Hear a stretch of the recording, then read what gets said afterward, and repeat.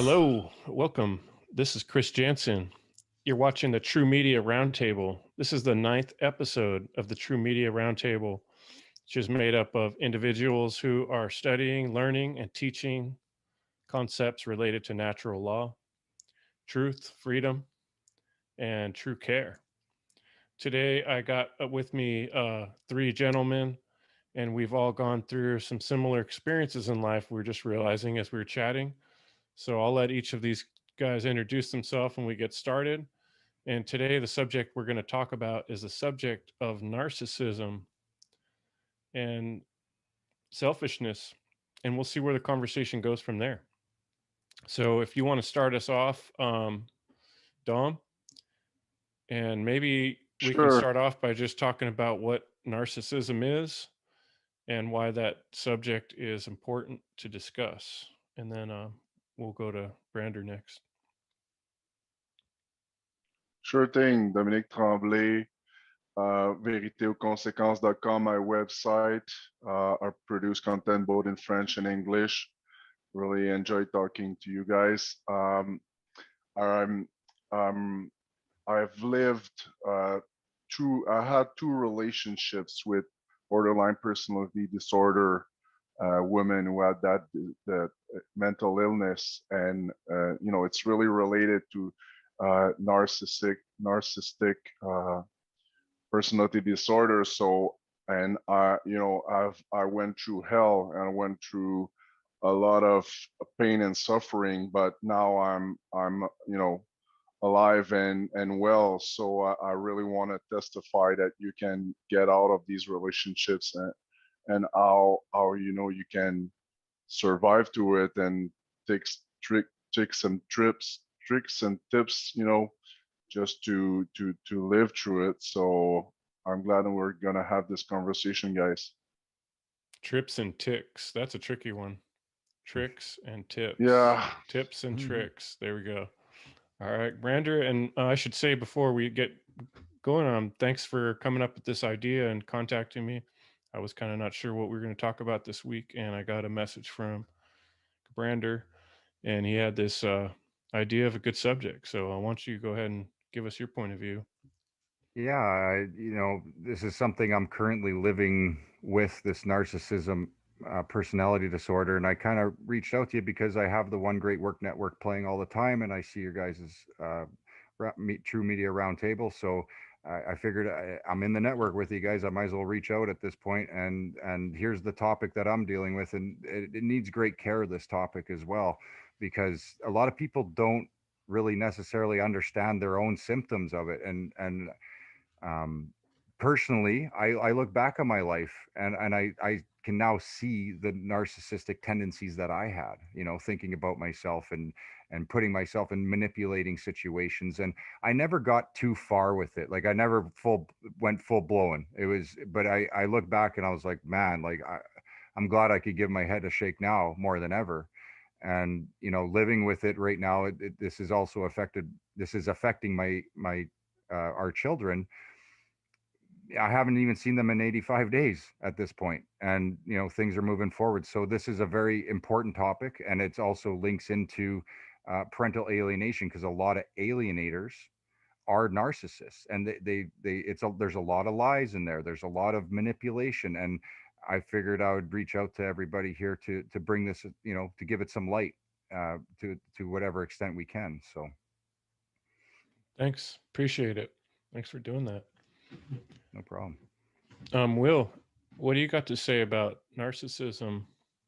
Oh yeah, my name's Will Keller. My website's naturalfreedomleague.com, and the mental disease of narcissism, it's rampant, and it actually ties in with a couple other um, mental diseases that we see, that we talk about, which is Satanism and solipsism as well. So we can dive deeper into each of those, because they all tie in together. And I think the majority of people have narcissistic tendencies, but like Brander was saying, when you act on them and they become the dominant role in your psyche, which dictates your behavior, that's when it's going to be a problem. Um, So looking forward to this conversation. Very important. I looked up before we got in narcissism. You know, it's a word I haven't used often in my life, but it relates to mythology.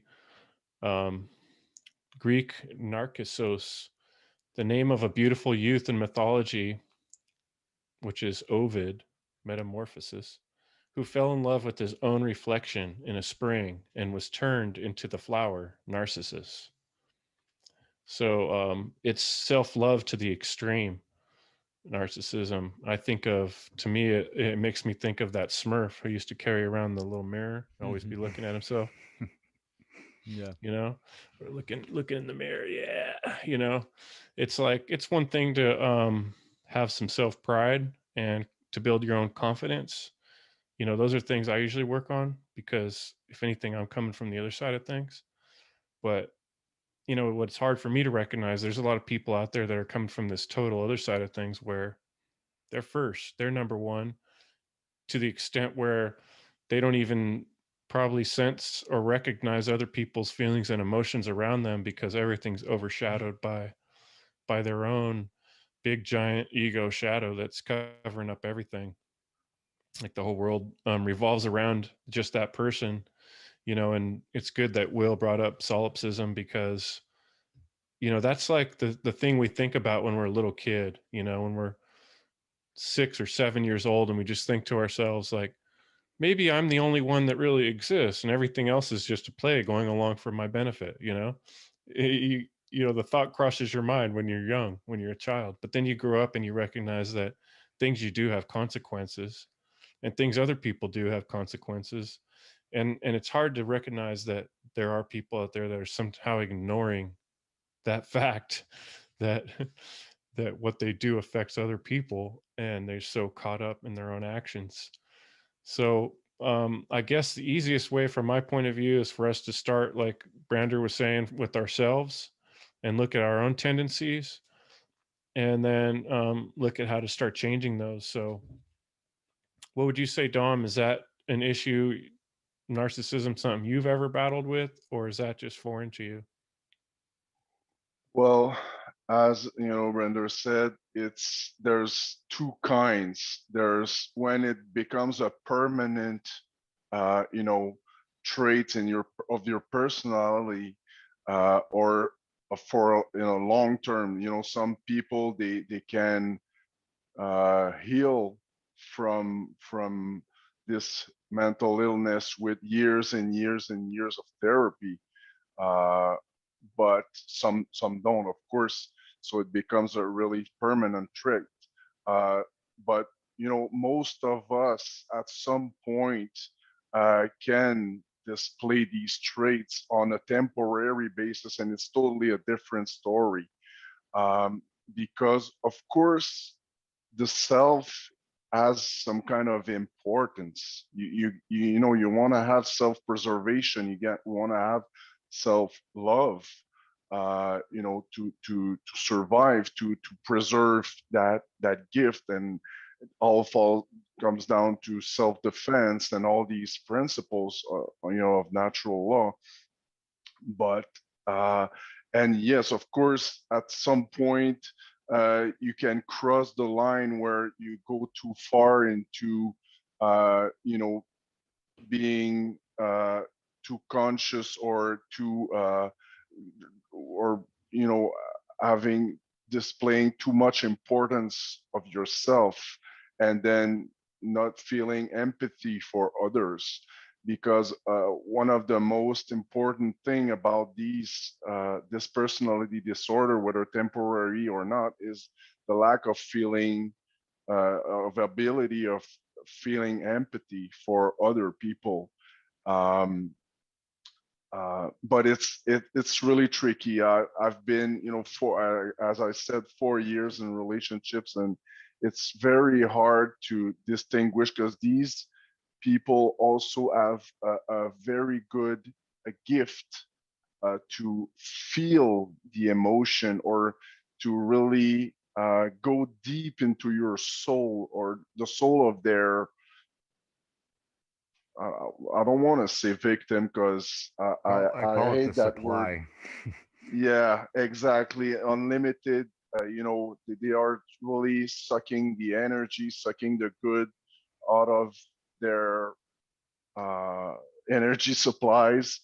But yeah, and it's hard. It's really hard for someone who doesn't really know or is not really aware of these traits and how they work. So when I was into that first relationship, I began to look, deep into what is it exactly, the borderline personality disorder, narcissist personality disorder, and really found out a lot, and then I went. I broke up with that girl and I survived, and then I immediately after went into another relationship with another borderline personality disorder. So then I found out it was me. I was going for these kind of girl, trying to be the savior of these girls. And that's one of the trait also of the people who are usually in a relationship with these people, is that they are trying to be a savior. So there's a lot to say on this, but on a personal level, I would say that yes, we sometimes cross the line and you know bring too much importance on the self, but I guess it doesn't. It's not really damageable or doesn't cause much damage as long as it's really on a temporary basis and it doesn't become a permanent trait. So that's pretty much what I'm gonna say for the opening. Right on. Thanks, John. What are your thoughts, Brander? Well, I can relate to what Dom was saying because I feel that I've survived a decade of narcissism, two relationships, three kids, and what I've noticed and throughout my research about this, and I've been more heavily into it more so in the last say 2 years than before, and what I've come to see is there's two types of narcissists. There's the covert narcissist and there's the grandiose narcissist. And the covert narcissist, which is I'm talking XX, and I'm not trying to demonize any female right now or anything like that. I'm just this is my observation and what I've come to witness. And the first relationship I was in, it's very calculated. They don't say a lot. It's very quiet, and there'll be these outbursts of things. And I left because I started to see these trends that I just didn't really like. There's no reasoning. There was just it was all me, my way, this, that, and amongst other things that happen. Where I was even to the point where I'm the one getting assaulted, right? And I never did anything wrong up to that point. It was just more bickerbacker, and I didn't deserve it. So as that kind of unfolded, what I began to see is, when there's a child involved, and see, narcissists, they target which you care most about. That's another tendency that I'm finding. And the covert narcissist, like that ended up in family court, right?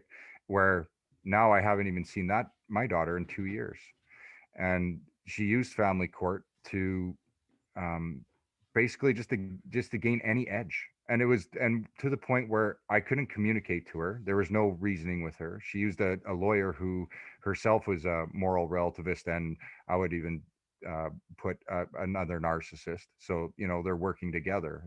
That's very dangerous, where it is about me, and they would snarl at you. They would want it. It was like purposely done to make you angry and for you to react. And that's another tendency, is they want you to react so then they can blame you for your actions. And which most of those actions, like we get into righteous anger.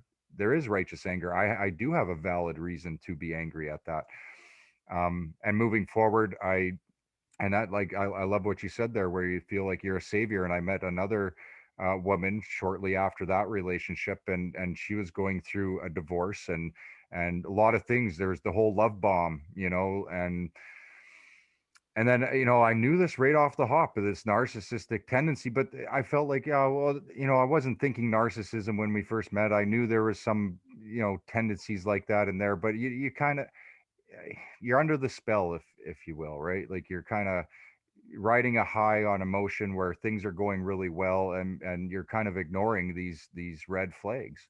Like, after a month, I think it was about a month or two into the relationship with the Grandois, is telling me that she loved me right away and expecting me to tell her back right away. And I was hesitant at that time, but then I lowered my guard and I said, yeah, I love you too. It's okay. Like, let's, and lo and behold, a couple of years later, right?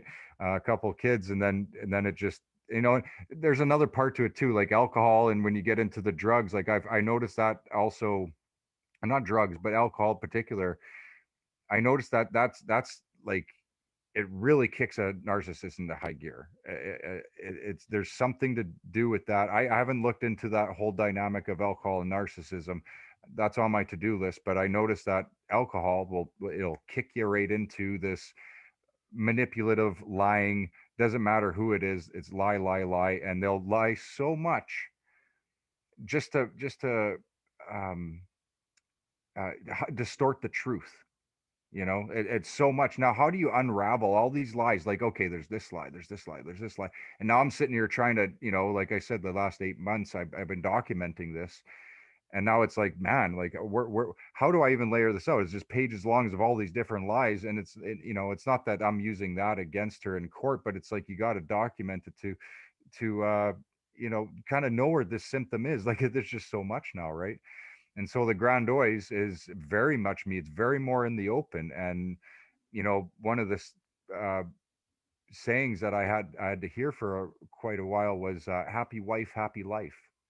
And there was, um, yeah. I guess that's the point I wanted to make, was there's the two different distinctions: the Grandois and the covert narcissist, because they can come at you at different angles.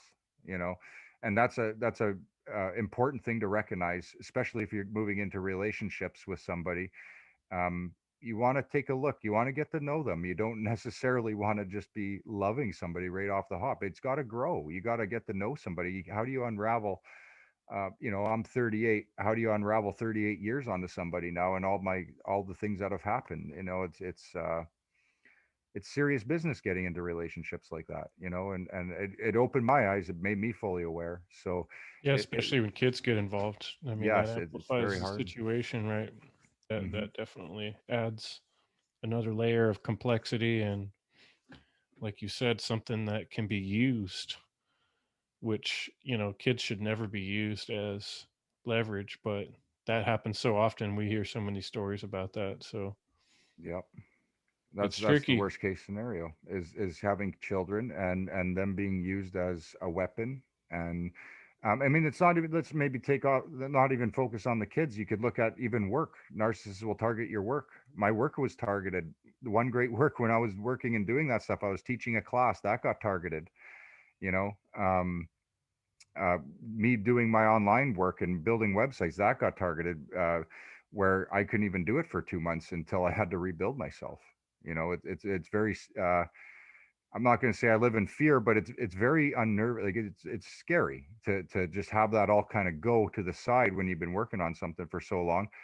And that's what they do. They kind of target the things that you're thriving off of, because they want to steal that energy from you. And it's very hard to navigate. It really is. I mean, you can go out there and call somebody a narcissist all you want, but I mean, okay, how do you back that up? Well, you better have some notes of what's going on. Is my 2 cents on, if anybody else is in a relationship like that, because you will get the red flags. And my suggestion is start taking little notes. Because if push comes to shove, at least you have something to back up on. And especially children, or if you lose a job, or you know sentimental things, if you have property together, like, lots can be targeted, and that's just fair warning to everybody. Yeah. What would you say, Will? Yeah, those are all great points by both you guys. I think ultimately the reason why, people are hearing about narcissism so often, it's kind of mainstream. That's because a lot of people are in a traumatic mindset, and it's ego dominant mindset, meaning me, dog eat dog type of world. And it's an inflated self-importance. And I think ultimately it's not knowing the self, and they have internal confusion, and there's trauma there. They haven't healed. They haven't got to know themselves on a very personal, deep level and done that subconscious psychological work. And there's confusion there. So whenever there's internal confusion, you seek external control, and this can manifest in all different types of behavior, and narcissism is one of them. When I think of a narcissist, I think about the demon, the succubus, right? The succubus in folklore is it's usually portrayed as like this beautiful maiden, even though it can be male or female, and it woos the other person, and that person, it latches onto that person, and then it sucks their life force energy. This is what a narcissist will do, right? It starts out great, but then you realize that you're quickly being played, and it can be mentally, physically, and emotionally draining to get out of. And that's what it is. It's like a leech. That's what they do. They want control, and ultimately they want to control the person. Um, and Going back to your question, Chris, about personal narcissistic traits, yeah, I've seen both sides. My early career in the hip hop industry was, extremely successful. So I had narcissistic tendencies, but I didn't act on them, and they weren't dominant, meaning I still had insight on other people's feelings and emotions. I think with narcissists, there's no introspecting, there's no empathy. They don't care. They'll twist anything and they'll lie about anything to make themselves feel better, but they're never taking the other person into consideration. Um, but when I was doing music and stuff, I had the whole rap life, the girls and some good money and all that shit. So there was the ego was definitely, bold and strong, and but it never was a part of me. And so quickly, just through growth and introspecting and learning more about myself on a deeper level, I quickly left that life and, evolved into different realms of growth. And and like what Dom was saying about the ego, self-inflated ego, or dominant ego is not good. That's where you get into the narcissism. But then you don't want to go on the opposite spectrum or the opposite polarity and kill your ego, right? You need the ego. It's all about harnessing it and keeping it in control. It's all about balance. And I think that's really really important. We're seeing narcissism rampant today. It's just simply because people don't know themselves, and there's a lot of trauma and a lot of bullshit people are going through, and it starts, in the family dynamic when they were kids, and they've never healed that. They never even thought about healing it. They're just going with the flow, and this is the norm in society nowadays. And this is why it's all about, get yours. You only live your life once, YOLO, that type of shit. This is all everything. This is what it all portrays. It's just about you, and ultimately, that is solipsism. That one's own mind is the only thing that exists. So it's all about getting yours. And I think the extreme of that is narcissistic tendencies and behavior. Yeah, and that's kind of where I was going to go with it, is pointing out how our society, maybe even our world, the way humankind is existing right now is in that state. And that's why it's a little bit hard, a lot, I shouldn't say a little bit, it's very difficult to recognize this tendency because it's so overwhelmingly all around us. If and I think this is why, really, I think it really comes down to having a life purpose. If you've really thought deeply about why you're here on this planet, eventually you come to the realization that you have some sort of purpose, and you look at anybody who inspires us. You see someone who does a lot of selfless things. They give away free information. They push themselves hard to help other people. What gives these people this inspiration to, make sacrifices even to help other people and to help the world or help their community? It's a totally different mindset that's rare in today's world. And that's because people have gone astray, that moral relativism is the religion, you know, which we could also call Satanism. That's another way to look at it. It's seeing that yourself as a god, and becoming, thinking that you're becoming the god. And so, Service to others versus service to self, right? right. Yeah. Yeah. So I think that, that's why it's hard to recognize, because it's so prevalent, And so, hey, what's up, Ronnie? Welcome. Yes, thanks for having me. I didn't think I was gonna make it, but luckily I made it. So cool. We're talking about narcissism today. And so we were just going around discussing, those tendencies, kind of how we see them in ourselves, how we see them in other people. And from where I was going to go from there next was to ask, like, what causes this type of behavior? And one other idea I had is, because I've been thinking a lot about psychopath in the world, like that's another way of looking at this problem, is there's this psychopathic tendency in humankind. And that's like the ultimate extreme, maybe even worse than just narcissism, when you have no feeling, no empathy. At least the narcissist has some feelings about their self and what they want, and empathy for themselves. And then, maybe the next step of extremity is none at all, just don't even care. And so I guess my question is, if we look at this a little deeper, what causes it? What's the root causal reason why we're seeing so much of this, and why it's so much around us, and why it's destroying our relationships? Can I chime in on that one? Sure, go ahead. I believe we talked about this last night a little bit, and it does relate to. I was explaining in a podcast I was doing, or a show, that what they were seeing in the show today was me interviewing two gentlemen who, the effects. These are all effects. Where I was looking at getting down to causal factors, and the show was particularly about parental alienation. Well, now let's just kind of keep stepping back from there, is what I was doing. Well, parental alienation, how do you get that? Well, it comes from, say, moral relativism and narcissism. There's other things in there, but let's just stick to those two for now.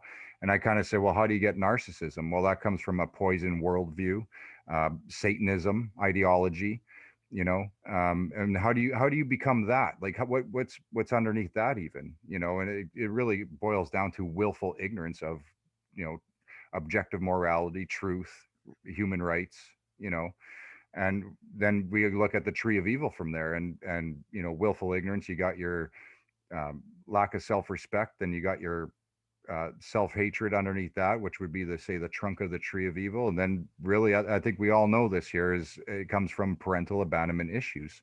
And it's that is the causal factors, that parents are not teaching their kids properly in today's world. That's my take on it. How do you guys feel? Well, from my experience too, of course, there was some kind of childhood trauma that really triggered that traits. One of the girl, or one of the women had been sexually abused, and alcoholic dad and all that shit, and the other one has been given to adoption, and she never really bonded with her adoptive parents. So uh, there is definitely a parenting issue underneath that causes this kind of personality disorder, for sure. Mm-hmm. For sure. Is it abandonment? Is it being beaten, being left alone, being not taught the right things? All these will lead or can lead to these personality disorder. And I've from experience, from first, eyewitness, not of their childhood, but of the effects these causes had on their or on their lives.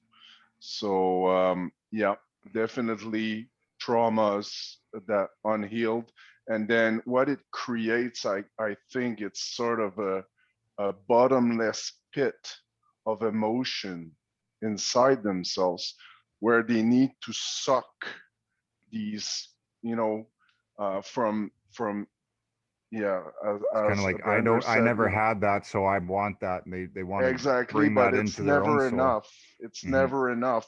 It's really a bottomless pit where they can have, they'll go with one relationship to the other, and it will never be enough. It will never fulfill them that kind of void that they have inside. So they will always look for another person instead of, as Will said, work on themselves, trying to look, they don't have that kind of, it's really hard. It, and there's alcoholism, as you said, because most of these people also develop excessive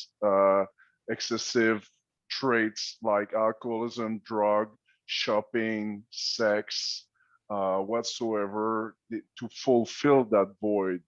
And since it's never fulfilled, then they will be from one person to the other. So yes, And I definitely would like to childhood say, yeah, that's exactly right. traumas.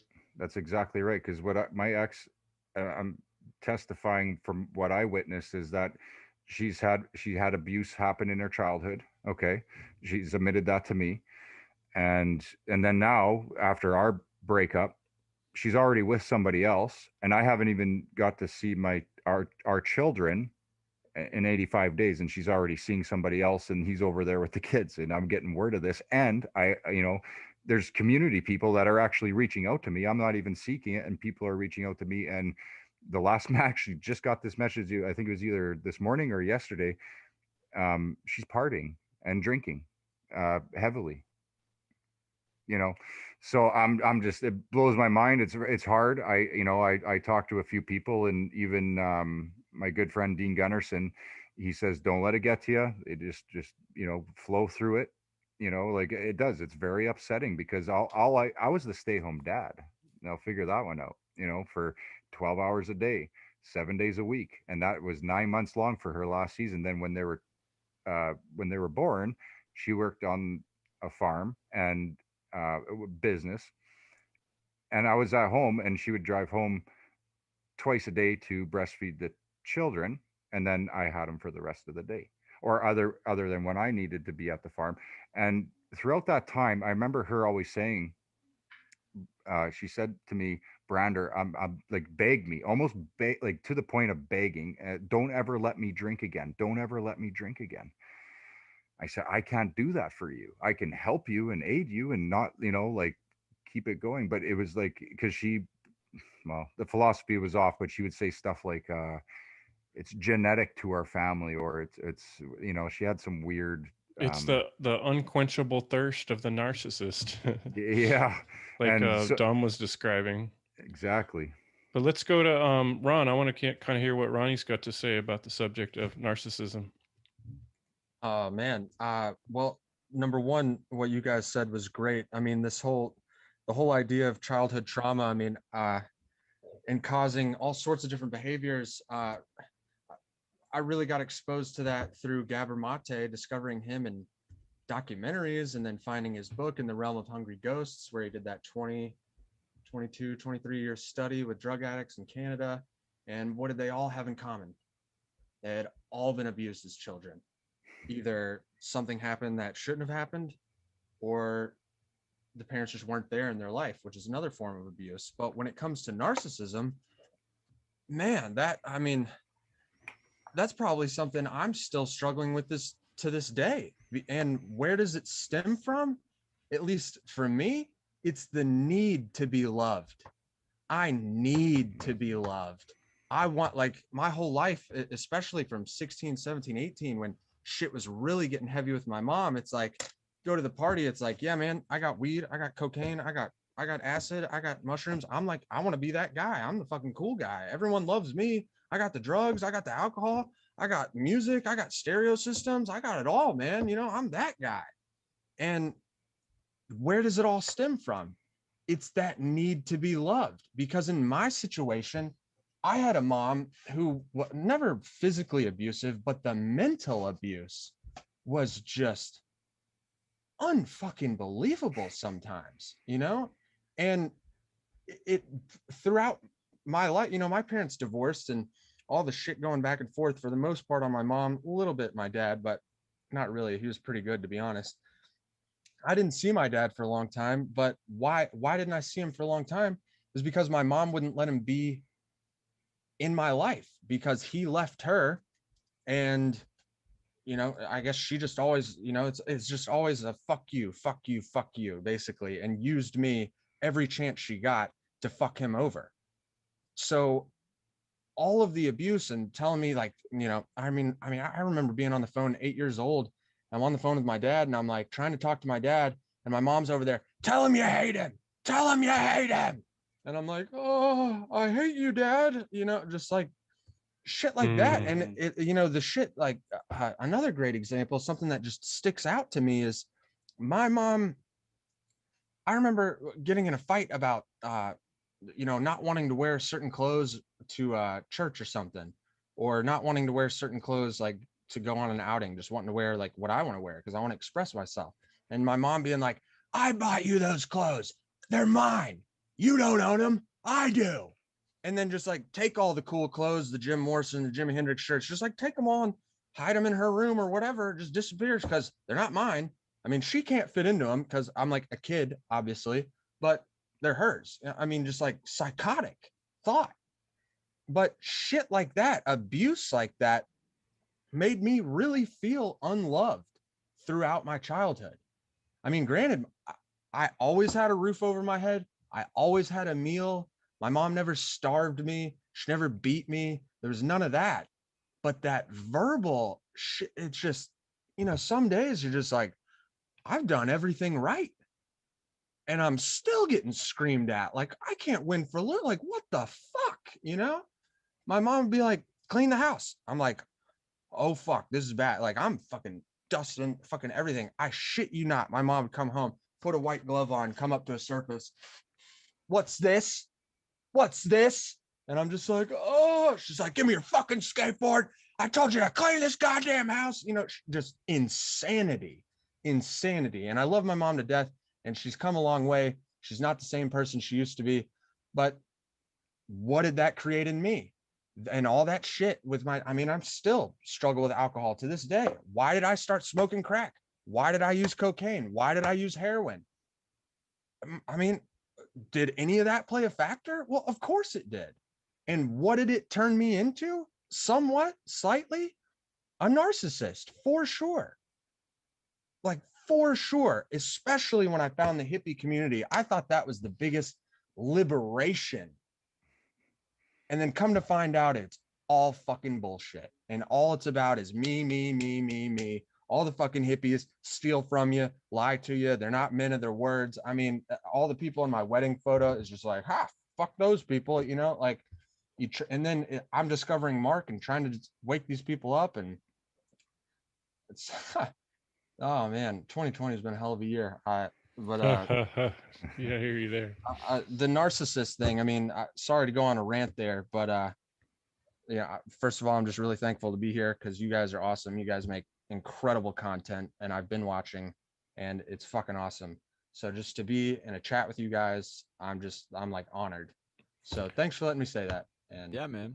I think it's great too. You're bringing it back to some of the root causes, which is exactly what I was asking about, trying to get at. And here you're giving us a real personal, you know, explanation of how things happen in your life, and that's what we're trying to figure out.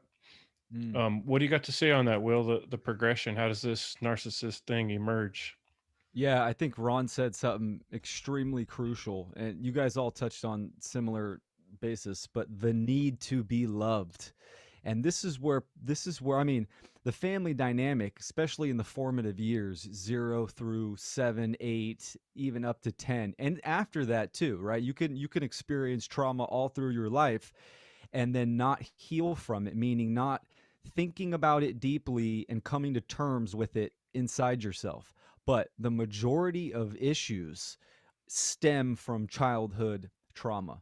Like Ron was saying, it doesn't have to be physical, it can be verbal and emotional. And, I think emotional and verbal and psychological trauma is more prevalent than physical, and that can still do the same amount of damage, absolutely. But the need to be loved, and ultimately this is what a narcissist is. They have no self-worth, and probably that was instilled into them by their parents. Their parents didn't give them that love or made them feel worthy.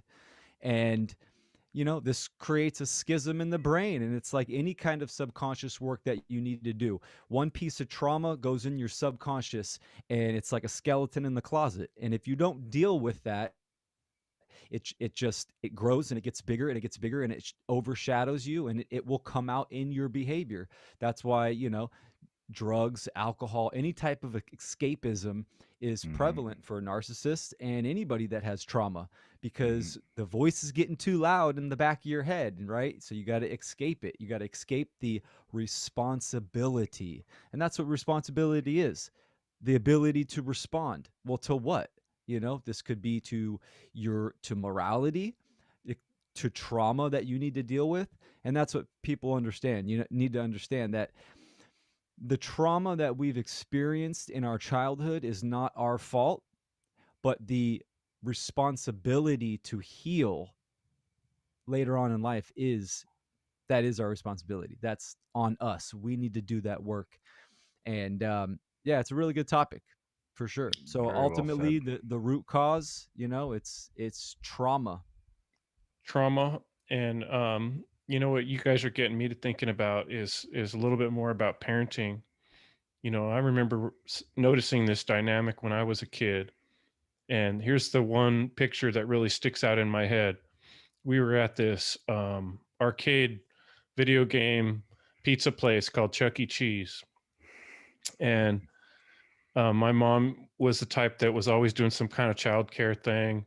So we had some large group of kids there, and there's a mother with a kid. And this kid, the whole time we're there, is screaming at his mom and telling her what he wants. I want soda. I want pizza. I want money. I want this. And the mom never shuts him down. She never explains to him why what he's doing is rude. And at one point, this kid is punching his mom, you know, really punching his mom in the leg and in the body. And I'm looking at my mom like, what is going on here? This is wild. I couldn't imagine talking to my parent like that or hitting him. Respect obviously was not instilled in this child. And I've noticed it as I've grown up everywhere I go. There's a lot of lazy parenting going on out there where people are not dealing with their children's problems. And really love a lot of times is more than just hugs and kisses and being nice. It's it's helping someone understand what's right and wrong. It's helping them understand what's dangerous. It's helping them understand when they're doing something wrong and putting them in check. And that's part of being a parent. It takes a lot of time and energy, and obviously you can go to the other extreme like Ron was describing with the white glove, where someone's too heavy handed. But that's also kind of a lack of responsibility, because it takes time to explain to a child, this is the right way to do things. Here's why it's important. But rather than going through all that creative thought of how to get this message to a child, a lazy parent will just make a heavy handed decision and hit the child or take something away or, you know, ignore the situation, like I was describing with the kid who's just straight up punching his mom. And you get these people growing up that haven't ever been introduced to boundaries. They haven't been put in check when they should have been. They haven't been explained. No one's explained to them what bad or good behavior is, and they think they're like a Disney princess or a Disney prince, and they're the hero of the story, and they can just do whatever they want. And they have never had the correct consequences being done to them, so they just go on living in this sort of fake world where they think, nothing matters. And so, that's kind of been something I've recognized through my life. So I think there's a important thing of learning self-discipline, and that happens through teaching our children, discipline, and that also instills value. You need to protect something that's valuable. You don't leave something that's really expensive and fancy right at the edge of the desk where it's going to get knocked over. You put it somewhere safe. And that's the same thing of terms of teaching children and raising our children. And that's, to me, a big part of the problem is how children are being um, led astray.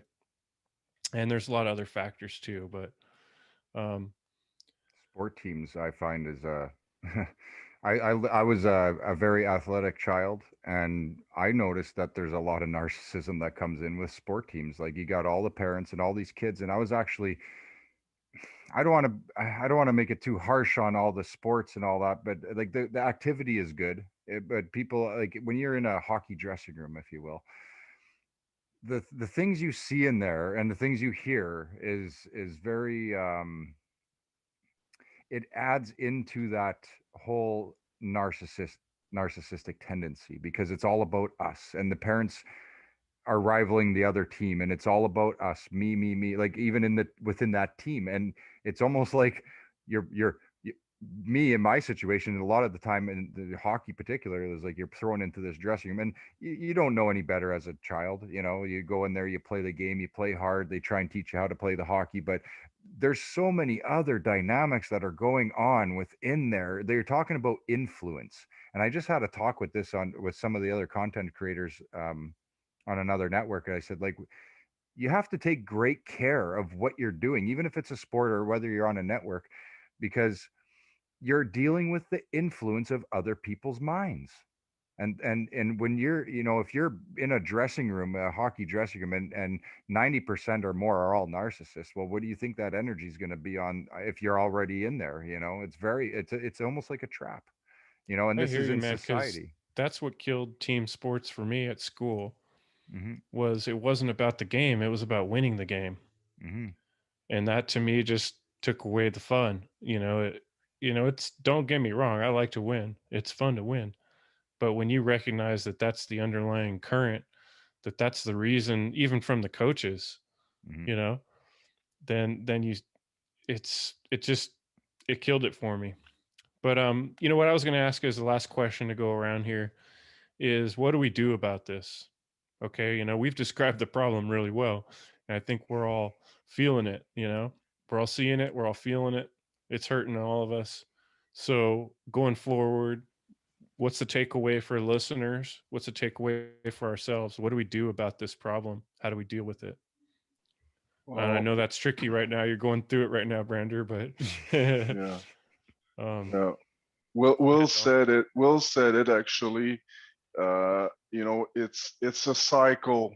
Parenting, your parenting skill is a cycle. You inherit some part of it from your childhood. You have childhood traumas, but again, it's your responsibility to really break that cycle and really not perpetuate all these bad parenting that you receive. And most of the time we say bad parenting, but it's not necessarily intentional.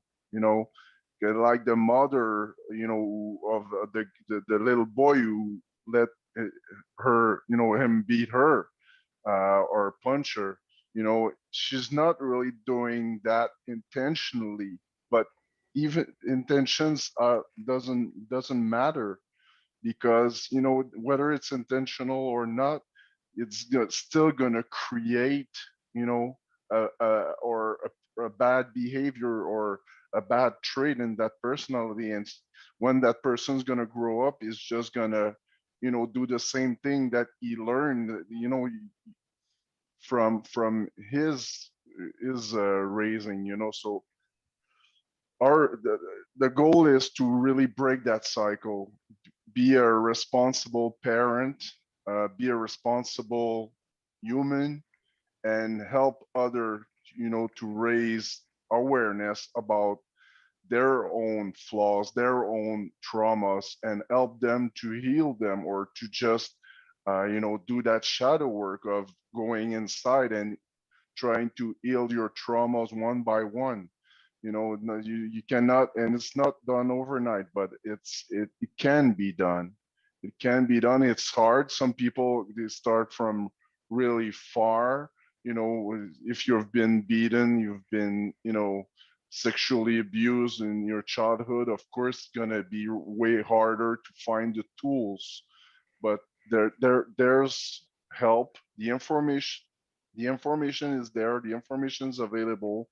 The help is available. So really, it's about breaking the cycle and be a conscious parent and raise a conscious child, so that in the future, that cycle will be broken, and we'll have a better world with, child that grows into being responsible, and not display these selfish behaviors. Break the cycle. Thanks, Dom. That's a good message. I think people could grab onto that. How about you, Ronnie? You got anything idea? Positive solutions?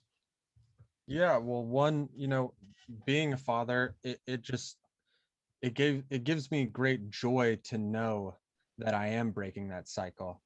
I'm sure that there will be some things that are unavoidable, that, there's just some things you don't see, and when someone starts to point out something maybe negative, let's say, about you, then the more they point it out, eventually you'll catch yourself in the middle of a sentence, or in the middle of like a kid spilt water or something, or milk on the table. It's like, like how my mom was all the time. There might be some things that are unavoidable, but when, if your partner is aware of them, if you let your partner know that these are the things that you're struggling with, they can obviously point it out to you, which my wife does all the time. And my mom's name is Teresa, and I've told my wife since we started dating about my mom. And obvious, every girl I've ever dated, they never see it in the beginning. I'm like, give it time, you'll see it. Sure enough, my wife sees it now and has seen it for a long time. And I just tell her, hey, if you notice me being like my mom, just say, hey, oh, I'm sorry, Teresa. Just call me by my mom's name, and I'll be like, oh my God, no, I got to stop that. So, advice would be, if you're going to have children, break the cycle. And also another thing is, I understand that it fucking hurts what your parents have done to you. I understand, like, it fucking hurts.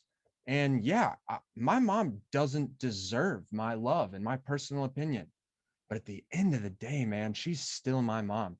She still carried me. I mean, I'm here partly because of her. And we have a relationship because I choose to. Right now, my dad just wasn't there really at all in my sister's relation. My sister and I have the same father, and right now, for whatever reason, for the last like year or two, she don't have anything to do with my dad. Doesn't want to speak to him, and I'm just like, Amanda, you got to get over this. Like, it doesn't matter. At the end of the day, he's still your dad, and guess what? One day he's going to be gone. You're going to be hurting, and you're going to want to call him, and he's not going to be there, and you're going to regret it for the rest of your life. Like, so to help in breaking that cycle and mending those wounds, confront your parents, tell them how you feel, and start to rebuild that relationship in the best way possible.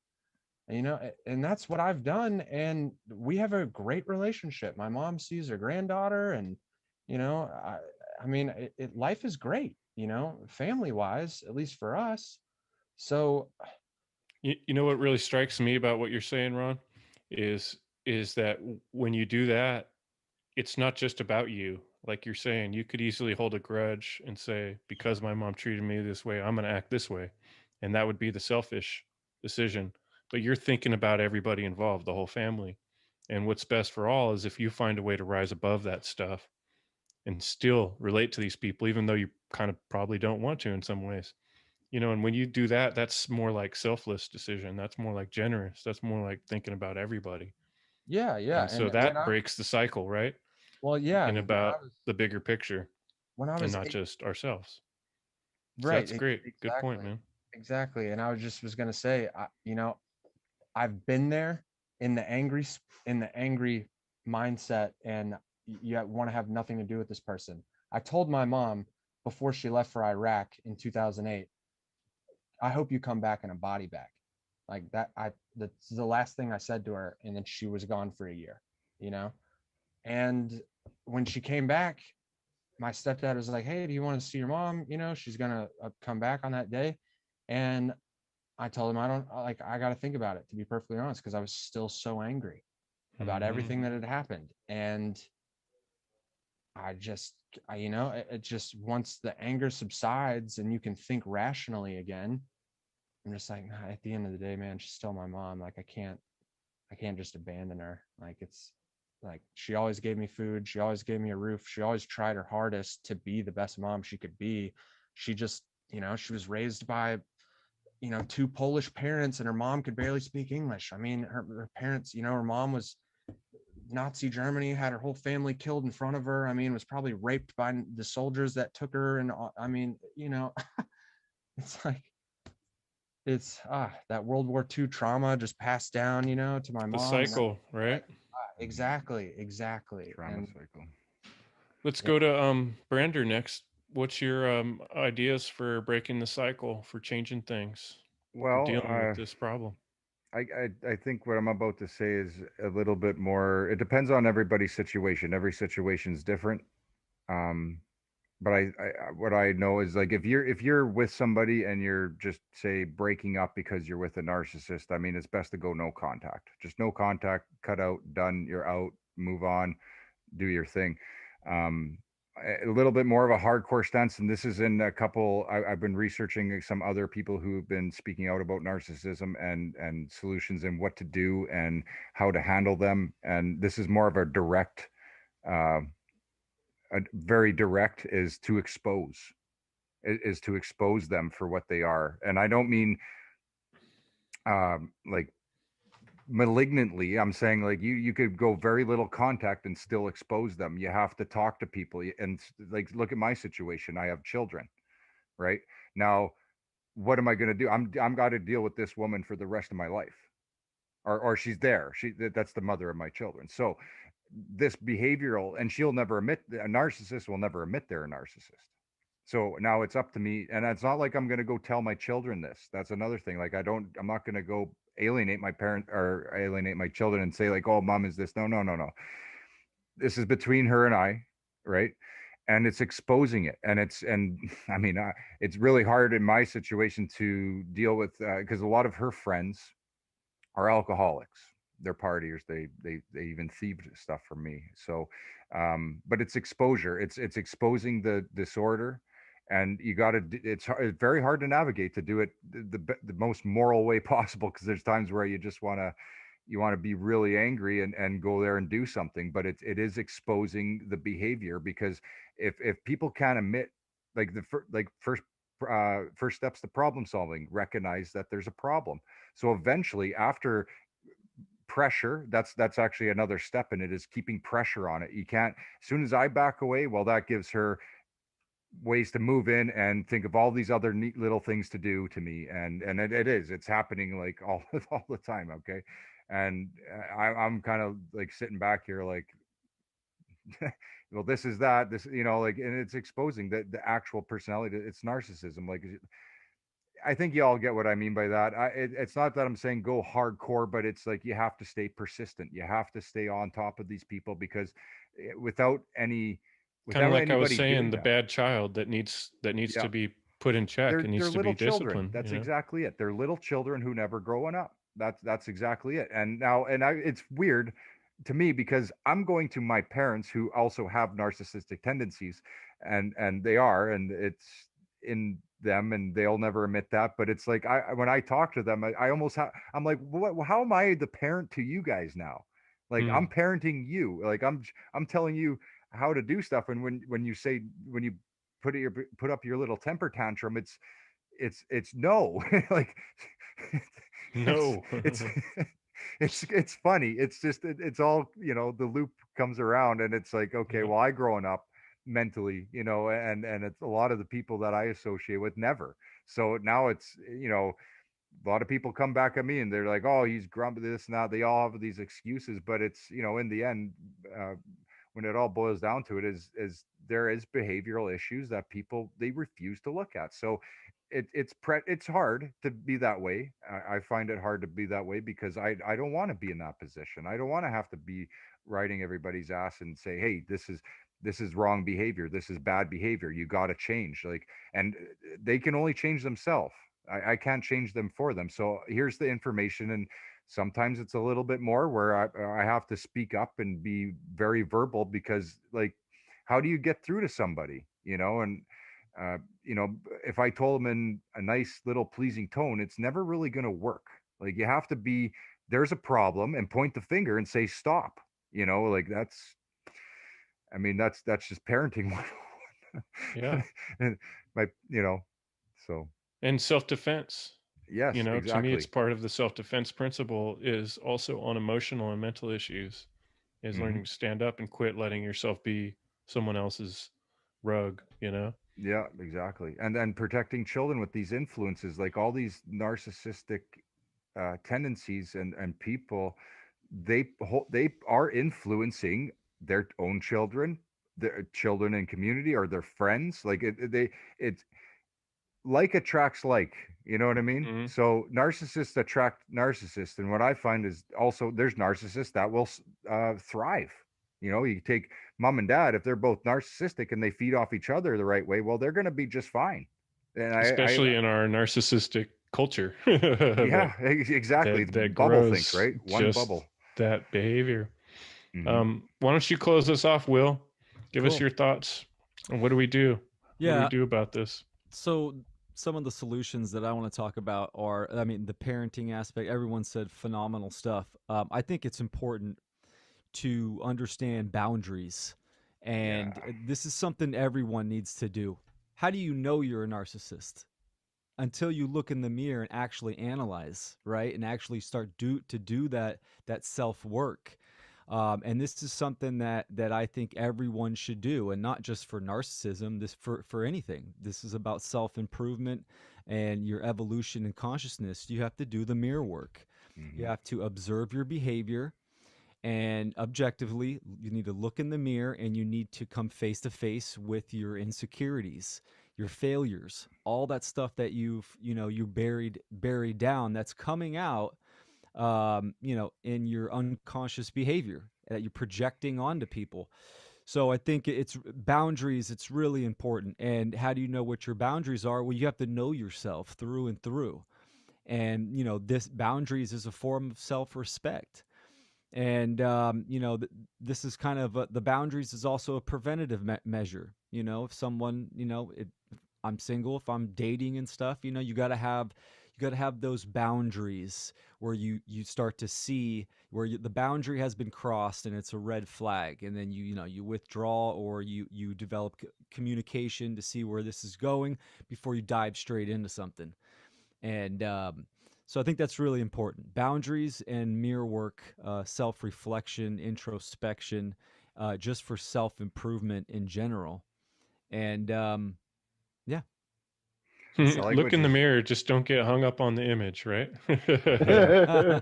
I like what you said with boundaries, because that is a way of, like, if you're in a new relationship and if you set a boundary and say, hey, I don't want this, and you're finding that the boundary is not happening, then you just get out. Like, you don't want to be going too far there. I mean, be careful. That's very good that you pointed that out, because after all the stuff that I went through, one of the things that I want to make an example of this, because I went to set boundaries. I said, look, stop drinking for 30 days, and please take a break from your friend such and such, right? And 10 times I said that in a row, and she repeated this something back. It was totally different. And I'm like, no, that's not what I said. It's not that I said go cut out your friends at all. I said take a break. Just take a break. sit back, leave the drinking, all that kind of stuff. And no boundary set. And that's where I, tried to work things out. But once I kind of did that, and there was absolutely no boundary, I knew then. And that's when then the narcissist going to double the efforts, because all these lies have now are exposed, and so now they're going to flood with more stuff. And I don't want to just target relationship stuff too. I mean, even when you're dealing with friends, or you're dealing with coworkers, you're dealing with anybody really, like, this is all very important, because you're going to meet these people whether you like it or not. Yeah, and I think what my big takeaway from what I both heard, Will and Brander say there, is becoming conscious of what's happening and recognizing the dynamics, and try to understand what your boundaries are, what they should be.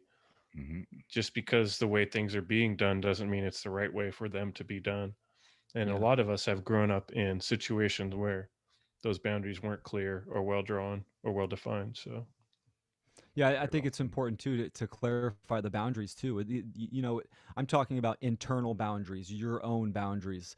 You could do boundaries like Brander was talking about, but the boundaries that I'm talking about, your own personal boundaries, where they cross the line, cross into your discomfort or comfort zone, or that mainly, right? This is where boundaries come into play, when there's a morality issue or a respect issue. So that's important, to know your internal boundaries, where if crossed, you withdraw your energy. And this is where a narcissist gets this is why I use the term succubus, right? They want to feed off that energy. Well, how do you combat that? You withdraw your energy, cut that food source off, so don't give they them don't the suck that food, life right? force. That's where the internal boundaries come into play. So you know when to, okay, I'm done, withdraw, not going to give you it anymore. So works for the government too. The government is the Narcissist biggest government. succubus. Yeah. Exactly. The biggest sucker out there.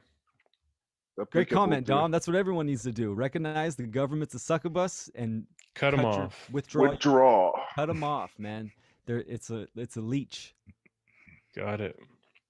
Good topic. Well, I think that's a good spot to end this week's talk. I think we gave folks a lot to think about and some actionable ideas how to deal with these situations.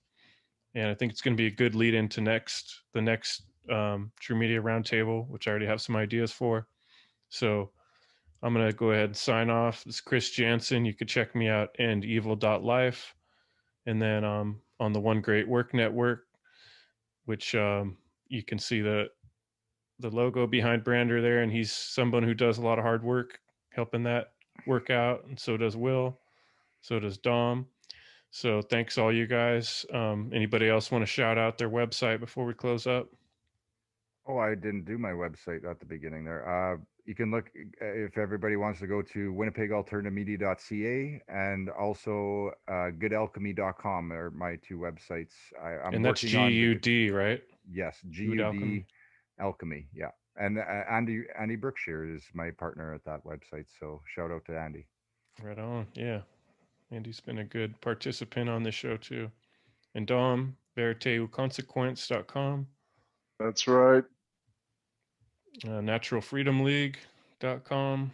That's right. And I want to make a quick announcement real quick. This is a kind of a good segue into the topic. The Seed for Growth Conference is going to be a free online 2-day conference on spirituality, occultism. It's going to be great. I'm doing a presentation on conscious parenting for conscious beings. You can view it free on the onegreatworknetwork.com. This is May 14th and 15th. And you can go to cubbyhole.com, which is CUBBYWHOLE.com. Right on. Yeah, looking forward to that event. That's going to be exciting. Awesome, guys. Well, thanks so much for joining me tonight and sharing your ideas, thoughts, opinions, and truth, most importantly. Thanks, guys. Appreciate it. Have a great night. We'll do it again in 2 weeks. Awesome.